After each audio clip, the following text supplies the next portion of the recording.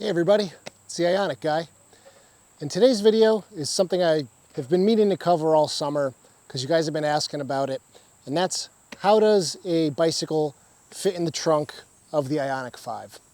So this here is my 2020 Trek Dual Sport 3 large frame 20-inch bike in this obnoxiously bright green color, which I actually really like. From the end of the rear wheel to the front of the front wheel, the bike is exactly 72 inches long, so exactly 6 feet. So if you're interested in finding out how well a bicycle fits in the back of an Ioniq 5, stay tuned. But first, a word from our sponsor, and that's me. So if you're anything like me, you were probably disappointed after you purchased your Hyundai Ioniq 5 and realized that there was no overhead storage for your sunglasses. So I solved that problem with the Hyundai Ioniq 5 magnetic eyewear holder. It simply clips onto the magnetic area next to the driver display, and your sunglasses go right onto it. These are 3D printed in PETG and will not soften in the heat of your car. They utilize a 1 1/4 inch rare earth magnet that keeps them securely on your dashboard, and a strip of Velcro protects the frames of your glasses. These will work well with thick plastic frame glasses such as Ray-Ban Wayfarers, but not so much with wireframe glasses like aviators. These are available for $20 plus shipping at the link below in white or black. Thanks for checking them out. So I've got the front seats of the car adjusted for me at 6'2", so they're pretty far back in their tracks. And I also adjusted the rear seats after I folded them down to allow for a little bit of a gap here in the middle, which I have found useful for sticking one of the pedals that's facing down into. It just allows the bike to sit a little bit more flat in the car. So let me grab the bike and we'll toss her in here. So I really hate trying to put bikes in the backs of cars. It is just not fun trying to cantilever lift a bike. So stick that pedal right there. Doesn't seem to do much in this instance. So you can see the bike does fit. I did have to turn the handlebar backwards, and it is protruding pretty far past the liftgate level here. So I'm going to go ahead and close the liftgate and we'll see if it makes contact with the rear glass.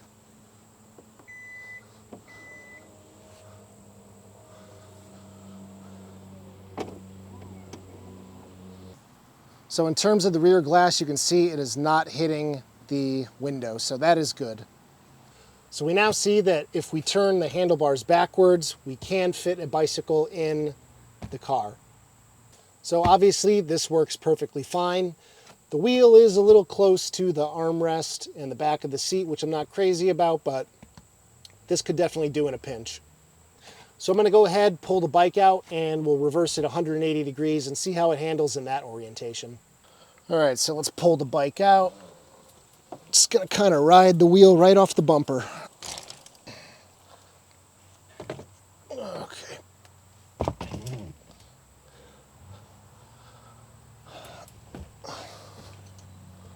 So putting the bike in with the front wheel towards the front of the car.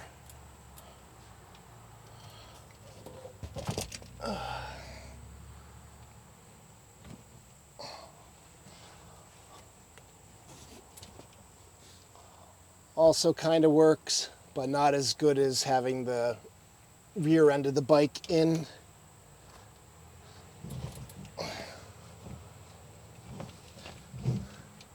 So this seems like a pretty stable position with the handlebar completely flipped. And obviously this is going to depend on what type of bike you're loading in, how big it is.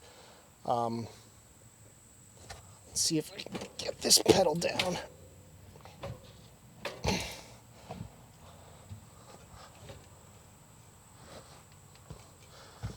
So this isn't a bad position. The bike is pretty flat. It's not going to shift around when you're driving. You can see the rear wheel here has plenty of clearance to close the lift gate. You can see the front wheel does fit pretty close to center in between the seats, so it's not close to that armrest anymore, but it is a little close to that back seat, and you could potentially get some dirt on your light colored cloth there, or armrest. So you can see having the sliding rear seats is really a big help in terms of getting odd shaped things into the trunk here. If this slot weren't here, I wouldn't be able to have the handlebars or the pedal down in that gap, and the wheel would be sticking straight up into the air more. So let's go ahead and pull the bike back out. Ah, God.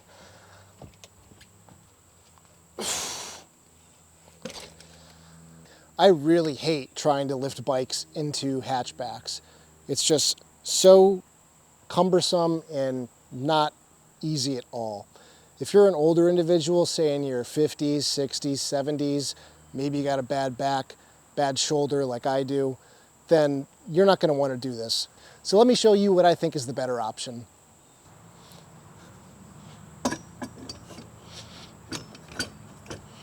So for the better part of 4 years now, on all my previous vehicles and the Ioniq 5, I've been loading my bike and hauling it around with one of these platform style bike racks.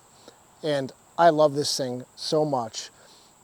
This thing has stood the test of time. There's minimal rust on it. I just love the easy use. And I bike a lot during the summer, so I usually just leave this on the back of my car. And the way I see it, if I am in a rear end situation, this is gonna really protect the back end of the car a lot. So I kind of like it as a bumper guard too in that respect. But very easy to use.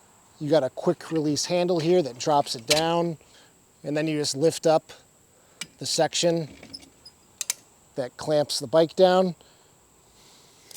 You've got some Velcro straps here for holding the wheels in place. And then all that's really left to do is to just lift your bike on. I've got the wheel holsters adjusted for this bike. Loosen this clamp, drop that down, retighten that. And then you can put the Velcro through your wheels, strap those down into place, and that's it. You've got yourself a secure bike that's not going to fall off the back. It's not going to dirty the inside of your car. And if it rains, then it gets to take a nice little shower.